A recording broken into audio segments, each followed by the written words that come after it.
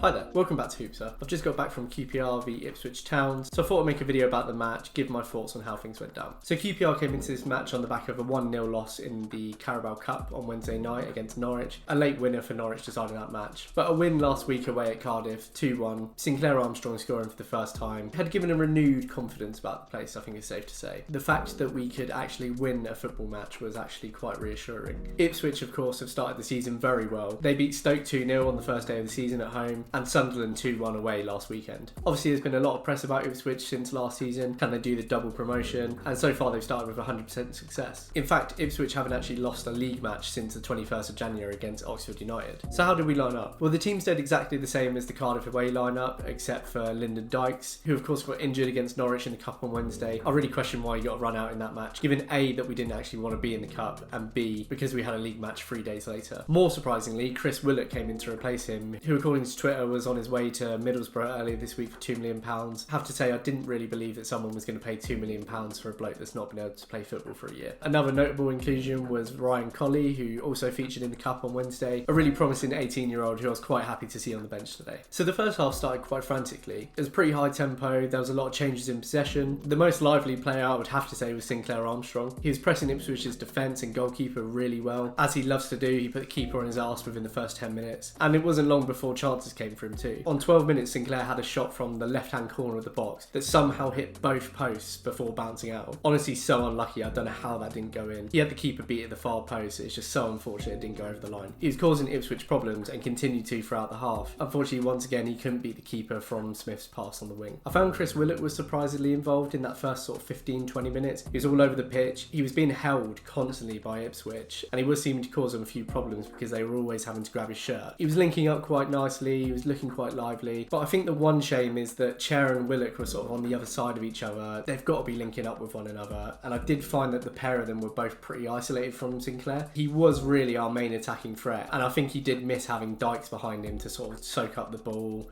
trap it, move it on. There was a lot of turnover in midfield, and we did give the ball away a lot. Particularly Powell sort of pushing up on the left-hand wing. He must have misplaced 4 or 5 balls, which gave Ipswich possession, which they quickly utilised. They had a fair few chances themselves, but didn't seem to have their shooting boots on in the first half, and missed a fair few long-range efforts. Before half-time came, we had a couple more efforts. Morgan Fox's header from Chair's cross into the box was tipped over by the keeper. Chair himself had a couple of shots from tight angles. But yeah, I think we were pretty lively. The midfield was definitely an issue for me. I think if we'd had somebody that could settle the play down a bit and distribute the ball a bit better, link up play to Armstrong, then we might have had a bit more luck. And that was an area that I was hoping would be addressed at half time. Now, we did see a midfield substitution at the start of the second half, which unsurprisingly was Chris Willock coming off for Jack Colback. Now, I'm not sure if that was a tactical decision, given that I did think that we were struggling in the midfield, or if Chris Willock was struggling, picked up another injury. It was a shame that Willock came off because I did think he was linking up well, but he did fade a bit towards the end of the first half anyway. Now, we looked quite lively in the first 5-10 minutes of the second half once again. Another early shot from Armstrong was parried by the keeper, and then the most frustrating effort of the day came shortly after, when Armstrong's misplaced pass that was supposed to go to Chair landed at the feet of Ozzy Kakai in front of an open goal, and he somehow put it wide. From then onwards, I did find the game just shifted into Ipswich's hands. I wouldn't necessarily say that we were under siege or that there were loads of close efforts from Ipswich, but what I did find, they would attack us, they'd have an effort, the keeper would save it, he'd pump it long ball, we'd lose the ball in midfield, and then Ipswich just to have another chance, and this just repeated for 20-25 minutes. Even more frustratingly, on the 65th minute, Armstrong went down injured. This is becoming a bit of a theme with Armstrong. I do wonder if there's something underlying here, because he's 21 years old. He should be able to play 90 minutes once a week, but he's constantly having to go off 65-70 minutes.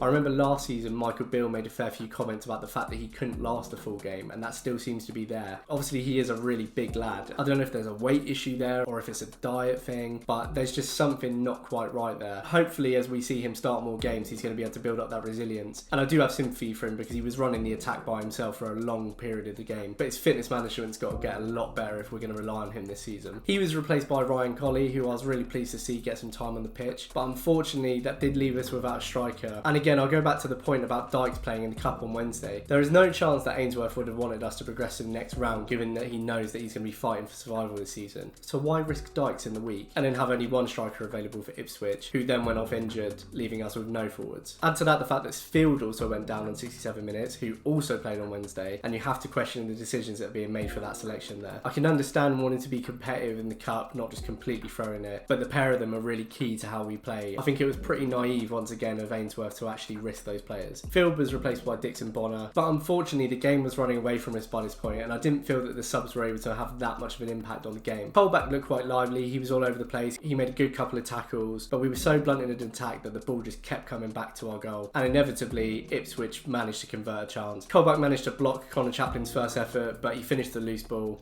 and it was 1-0. I think it was a real shame because I think as a defensive unit we played pretty well today. Steve Cook got to 90% of headers once again. He's been a really brilliant addition. He looks very comfortable playing with Cook in that centre-back partnership. I didn't even mind Kakai as the third centre-back. Paul Smith looks decent once again as a wing-back. He actually made a few good defensive blocks. Powell was a bit all over the place. As I said, he gave a lot of possession away. That just sustained pressure from Ipswich and not having any outlet, which was again the same story as what happened at Cardiff last week when we took off Armstrong. As soon as Armstrong and Field went off, that was just game over for us, I feel. It is a real shame because that's some of the best football that I've seen us play under Ainsworth at home in probably the whole time that he's been here. The energy levels were there in the first half, there was some good link-up play, and Armstrong, when he's on the pitch, does look like he could be the real deal, but the fitness and depth in this team is so lacking. That's partly what's making me think is going to be the killer for us this season. Interestingly, at Watford away, obviously the whole team performance was poor, but the defence was where we were really lacking. The defence actually now doesn't look too much of a problem, but they're not shielded by the midfield, and there's no depth in attack to make sure that we're not just defending for an entire game. I would love to know what's going on with our fitness because Ainsworth brought in a new fitness coach over the summer. We've had a whole pre-season to get fit and we just look miles off the pace. We really faded in that second half. It's such a mixed bag because the performance is light years ahead of what we saw at Watford and the energy and intent is there, but no depth is going to kill us in this league. We really need to get at least another striker in. And as organised as Ipswich were, we should have taken something from this game. A point would have actually been frustrating, but you've taken a point against the league leaders and a team that haven't lost since January, and once again it extends that poor run of form at home. That's one win in 17 games. Definitely a much more positive performance, but we need to do some serious business before the window closes, especially if we lose Chair and or Willock. Thanks for watching. Let me know what you thought of the match in the comments below, and if you enjoyed the video please consider subscribing. Cheers!